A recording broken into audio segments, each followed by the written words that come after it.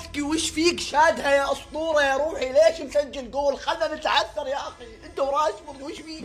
لا ويجي فيران توريس يكملها، ايش فيكم اليوم كلكم صحيتوا؟ خلنا نتعثر بكره، اذا تعثروا ينحسم الدوري وهم ما راح يسوون لنا ممر شرفي، خلها عشان حتى لو تعثروا ما ينحسم الدوري.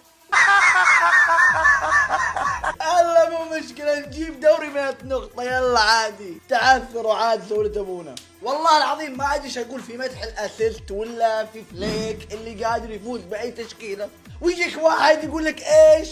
لان ريال مدريد ضعيف فزتوا. يا رجل طير.